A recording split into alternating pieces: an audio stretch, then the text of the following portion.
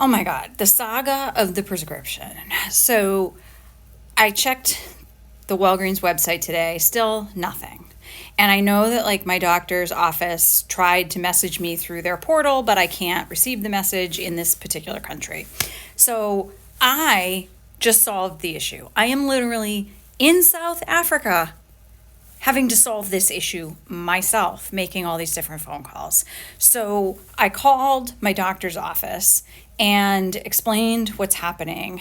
And so they just were like, oh, yeah, no big deal. Like, we just put the refills in. Like, we get it.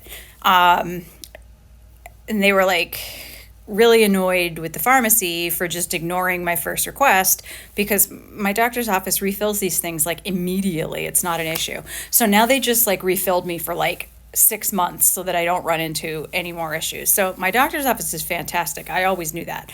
Now my poor doctor is also on vacation getting like these messages and trying to help me. So Walgreens is ruining 2 vacations here because they ignored my request last week because they looked at it too fast. And there's 2 prescriptions that start with the same name, but they're 2 separate things. And they just looked at it and they were like, nope, can't refill this, and didn't even look at it to see that it was the other one that should have been refilled.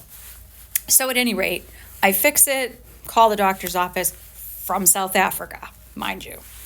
And then I get this message from Walgreens because I also sent them a message to be like, what is your problem? Like, this still is not filled. And I am literally going to get off the airplane and come straight to Walgreens for this prescription when I get home. And it better be ready. So get it together. So then they just send a message saying, oh, your insurance says it's too soon to refill. That is not true. That is not true. It was time to refill it last week. It is not too soon. It is a week late. The issue was that you didn't submit it to my doctor to get her authorization for the refill when she and I were both home. At any rate, it is solved. I fixed it. Now they are processing it. Because my doctor's office literally submitted it and was able to take care of it in 1 minute. I mean, come on. Do I have to do everything? That's a rhetorical question.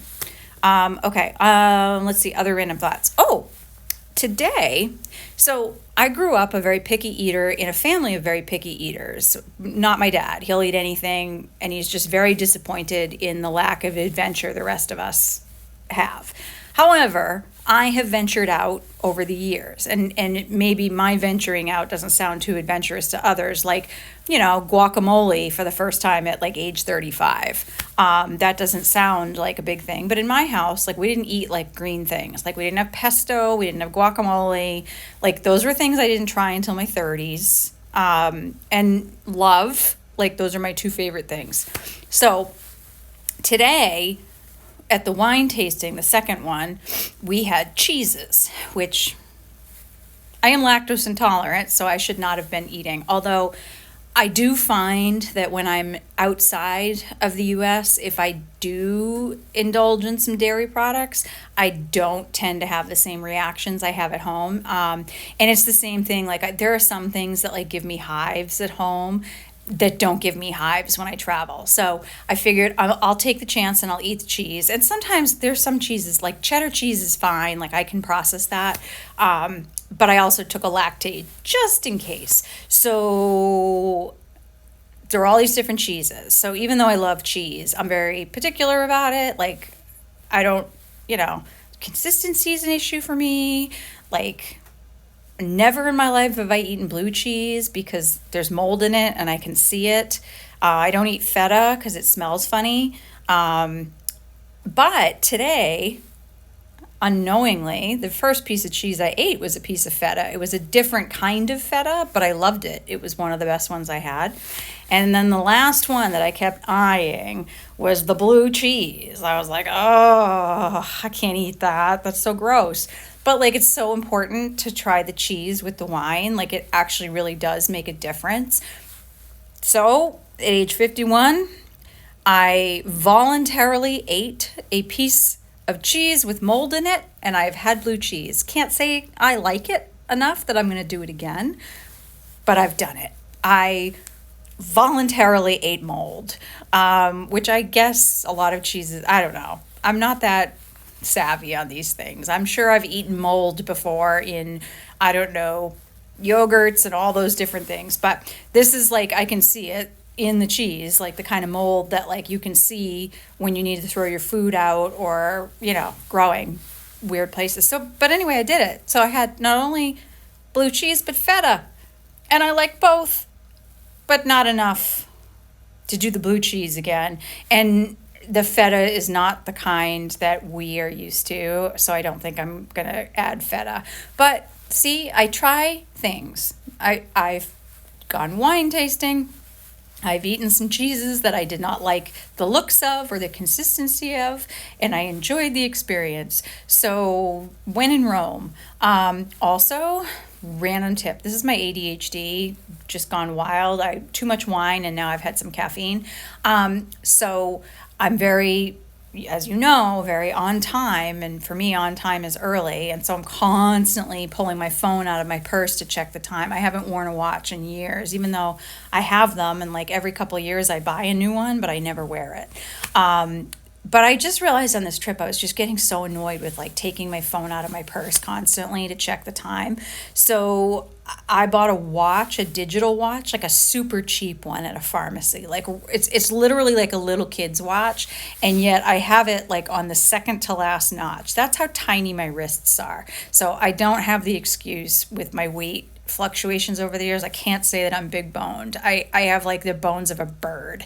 So I just have to admit that. At any rate, I would suggest if you're like me and you rely on your phone for time and you actually realize that that's annoying, that you have to kind of keep pulling it out and pulling it out, I would suggest like a cheapo digital watch, something you don't care if somebody steals it, because that's the thing. I also I don't wear jewelry or anything when traveling, other than my Cape Cod bracelet. I never take that off except for security at the airport.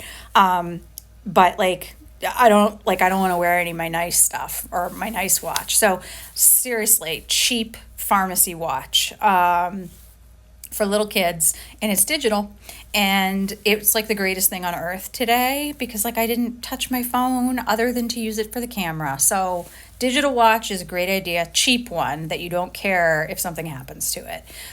So that's a recommendation. And also, I have been noticing that I have a lip zit that has been appearing in these videos, and I just need to say that it is a lip zit. It is not a cold sore or herpes.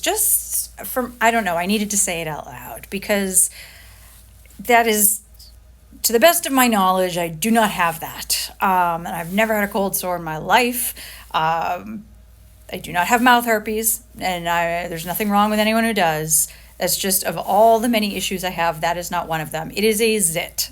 That's what I'm talking about with these weird filters, is like I keep getting acne and the filter is not showing it, and like it's not showing like my turkey neck. Like this looks like, that looks really good compared to like in real life. I have like a turkey neck. It's gross. I mean, I didn't bring any of my moisturizers or skincare on this trip because I realized I'm very lazy about using it and it takes up a lot of space. But I brought my cold plasma neck cream because I will not skip a day of that. So those are more of my random thoughts for today. I had to solve my own prescription issue from South Africa. It's a lip zit, not herpes. I ate blue cheese and a digital child's watch that is cheap. I think that's it for today.